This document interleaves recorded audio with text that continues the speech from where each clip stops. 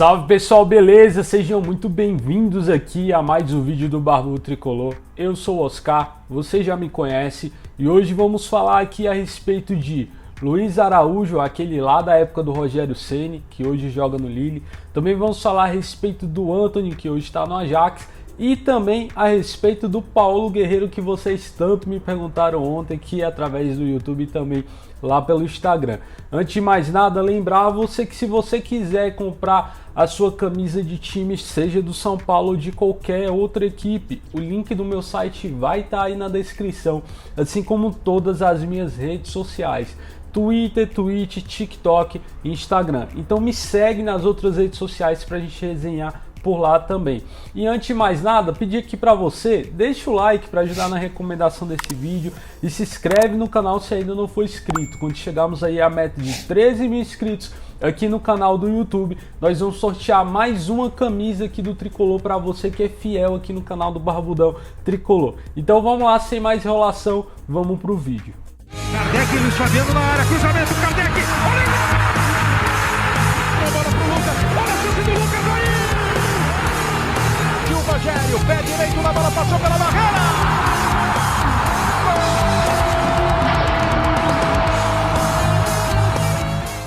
Galera, vamos começar aqui falando a respeito da arbitragem do jogo de hoje, do Clássico. Isso porque quem apita o jogo é Flávio Rodrigues de Souza. Se você não se lembra, ele foi aquele árbitro que apitou o jogo do São Paulo no Morumbi, o último clássico que foi no Morumbi, no comando do Fernando Diniz, onde o Brenner faz o gol da vitória no cruzamento do Toró ali no último lance. Se você não se lembra, naquele jogo teve aquele soco que o Jô deu no Diego Costa, que o árbitro não viu e que ninguém do VAR falou para ele ir lá expulsar, porque naquela época ele tinha VAR e podia o Jô ter sido expulso naquele momento. Então nós já sabemos que esse árbitro aí no seu histórico já prejudicou o São Paulo e esperamos que isso não aconteça hoje, porque uma expulsão dessa em clássico, cara, faz muita diferença. E tanto o Jô quanto o Fagner tem esse histórico aí de ser agressivo durante os jogos. Então se eles forem agressivos hoje, cara, que sejam expulsos, que ele não prejudique a gente novamente. Nessa última vez, nem ele prejudicando aí foi o suficiente para o Corinthians ganhar do São Paulo. E hoje, mais do que nunca, nós precisamos quebrar esse tabu. Galera, hoje podemos ter aí a volta do Gabriel Sara. Isso porque o jogador já está recuperado de lesão e depende aí do departamento médico a autorização para ele atuar ou não hoje no Clássico. Assim como também o Éder, que pode jogar hoje, só que o caso do Éder é muito improvável que ele jogue. E o Gabriel Sara pode ser usado hoje na seguinte posição que eu já comentei até aqui para vocês. O Crespo treinou alguns esquemas aí para quando o time tiver essa dificuldade de penetrar na zaga adversária, quando o time adversário estiver muito fechado. E isso consiste em ter o Reinaldo ali na zaga no lugar do Léo Pelé. Assim o Reinaldo ajudaria a construiria ali pelo meio, pelo lado esquerdo e chegaria também ali perto da área para finalizar do jeito que ele gosta e do jeito que algumas vezes o Léo Pelé chega para ajudar ali no ataque. E nesse caso do Reinaldo ser recuado para a zaga, o Gabriel Sara seria utilizado ali pela ala esquerda, criando pelos lados do campo e dando essa qualidade ali no último passe ou até num possível cruzamento ou chute de fora da área com o Gabriel Sara. Honestamente, eu acho muito interessante esse tipo de esquema ser utilizado dependendo do estilo de jogo do adversário, dependendo de como se comporta o adversário. Isso porque o Reinaldo ali na zaga poderia dar essa criação e chute a gol. O Gabriel Sara tem uma qualidade de passe e de chute ali também muito boa e você não precisaria ter os três zagueiros ali só defendendo. Lembrando aqui para vocês, rapaziada, o Reinaldo parou de ser tão ruim defensivamente assim como a galera fala. Ele ultimamente tem sido seguro também defensivamente. Ofensivamente eu não preciso nem falar nada. Entrega muito em números, finalizações, assistências e participação em gols, chances criadas. Então é um jogador realmente muito importante e acho que talvez ele seja ainda mais importante atuando nessa posição também quando for necessário. Normalmente aí eu continuo defendendo que o Léo seja o zagueiro pela esquerda e o Reinaldo o ala pela esquerda, para que o São Paulo tenha aí os melhores resultados. O Antony hoje com o David Neres foram campeões aí do campeonato holandês, sendo o Antony aí o destaque da equipe, até mais do que o David Neres. O que a galera não lembra é o seguinte: o Antony, quando foi negociado com o Ajax, ele cedeu mais 10% aí para o São Paulo. O São Paulo tinha 10%, passou a ter 20% aí dos valores do Antony. O jogador, ao ceder isso, o São Paulo deu para ele o valor de sua primeira meta com a camisa do Ajax, que é justamente a classificação para o UEFA Champions League. O time foi campeão e vai para o UEFA Champions League, sendo essa a primeira meta do Antony. E ele, por ter atingido essa meta aí, vai ganhar 500 mil euros. E o São Paulo ganharia, no caso, se ele for vendido, até por ser destaque do time. Se ele for negociado com alguma outra equipe, o São Paulo ganharia esses 20% da negociação e mais 5% de clube formador. Esse aí, o São Paulo também pode ganhar, por exemplo, com o David Neres. Se o David Neres for negociado, o São Paulo tem direito aí a mais 5% dessa negociação e de negociações futuras. Toda negociação, o São Paulo teria esse 5%, tanto do Antony como do David Neres, de clube formador.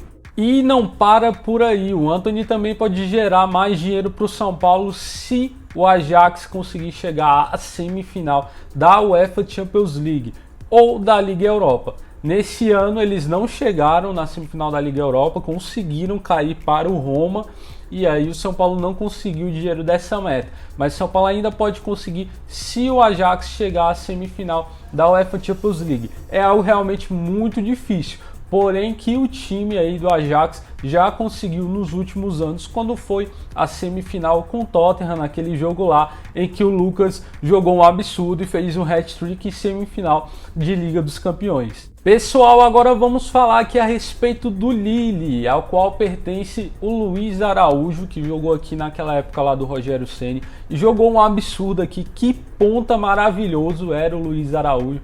Porém que a galera tava pedindo de volta, cara. É um jogador que já tá faz um tempo aí no Lille, faz um tempo já na Europa e não explodiu, não virou todo aquele jogador que esperávamos.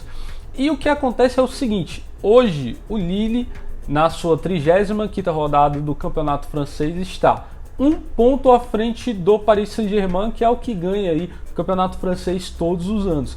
Mas nesse ano aí tem encontrado dificuldade e pode o Lille aí ser campeão do campeonato francês. E o Luiz Araújo é um dos principais jogadores da equipe. E isso interessa ao São Paulo por quê? Primeiramente, o São Paulo não vai poder comprar o jogador está em ascensão lá na Europa e dificilmente voltaria para qualquer equipe do Brasil. Lembrando aqui para vocês também, já teve aquele episódio lá dele comemorando o título do Flamengo que pegou mal pra caramba, muitos torcedores criticaram bastante o Luiz Araújo.